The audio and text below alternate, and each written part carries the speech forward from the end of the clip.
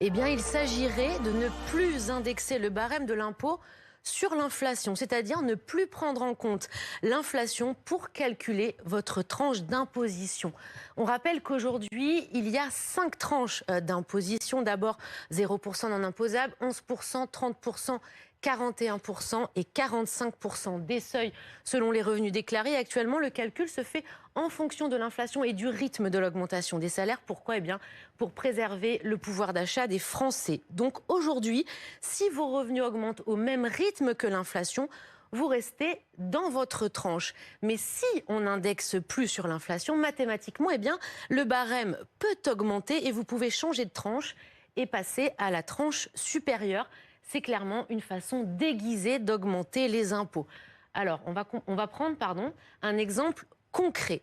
Vous déclarez 28 700 € de revenus. Vous êtes actuellement dans la tranche des 11%, mais très proche, juste en dessous du seuil des 30%. Donc si l'an prochain, vos revenus augmentent de 3%, mais que le barème, lui, ne suit pas l'inflation, eh bien, avec vos nouveaux revenus qui atteignent 29 561 €, eh bien, vous passerez à la tranche des 30%, en tout cas pour une partie de vos revenus. Augmentation d'impôts donc. Et des premiers calculs ont été faits. On estime que l'État pourrait gagner 4 milliards d'euros avec cette réforme. Et c'est pour ça que le gouvernement pourrait décider de cibler que certaines tranches.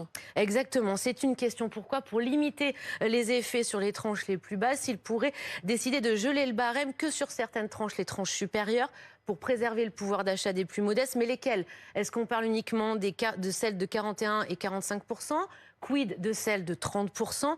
La mesure est bien sûr très sensible politiquement. On va vous donner un petit rappel historique. C'est ce qu'avait fait en 2011 le gouvernement Fillon. Il avait gelé les barèmes pour tout le monde. À l'époque, 400 000 nouveaux foyers étaient devenus imposables et plusieurs milliers avaient globalement payé davantage d'impôts. Merci Isabelle.